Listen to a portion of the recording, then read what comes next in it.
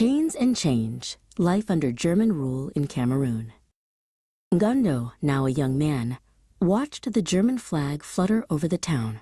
The Wuri River still flowed, but its rhythm felt different. Mama Ekedi, her face etched with years, explained, "They are the new masters, Ngando. They collect taxes, and they demand obedience. Our lives are no longer our own." Whispers of public floggings spread through the village like a fever. Ngando saw it himself one afternoon. A man who had refused an order was tied to a tree. A German official raised a whip, and the man's cries echoed through the silent crowd. Ngando watched, a cold knot of fear tightening in his stomach.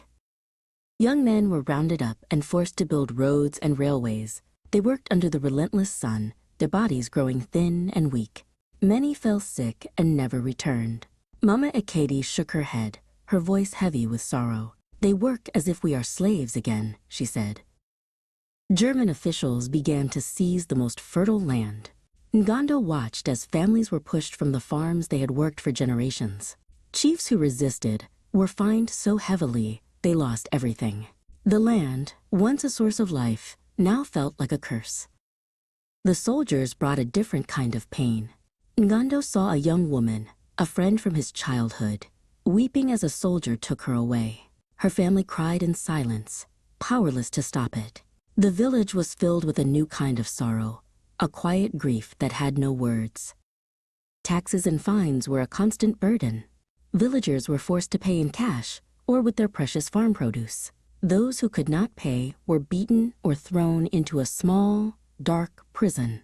The fear of the whip was always present, a shadow that followed them everywhere. Ngando felt the constant fear of public punishment. A whip, a jail cell, or worse. It was all used to keep order. The Germans ruled not with respect, but with terror. Every day was a lesson in obedience, a reminder that their lives were not their own. Yet, not everything was dark. The Germans built schools, and Ngando saw children learning to read and write in German. Some of the villagers, including Ngando, saw a new opportunity, a chance to learn the ways of the new masters, to perhaps one day use their knowledge to help their own people. In Victoria, they built a botanic garden. Ngando and Mama Ekedi traveled there once.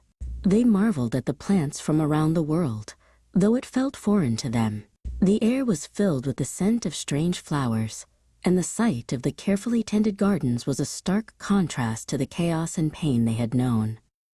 The railway, the Iron Snake, was built with the sweat and blood of their people. But when the first train rumbled through the land, Ngando could not help but admire its power. It was a symbol of progress, a link between the coast and the interior, even if it was built on a foundation of suffering. In 1914, the world changed again. The First World War began, and the British and French fought the Germans in Cameroon. By 1916, the Germans were defeated and expelled. The villagers rejoiced, but a new uncertainty settled over the land. What would the future hold now? Mama Ekedi sat with Ngando by the Wuri River, just as she had years ago. German rule brought pain, blood, and tears, she said. Yet they left schools, gardens, and railways. Our story is both chains and change. Remember it well, for it shaped who we are. Ngando nodded, the words settling in his heart.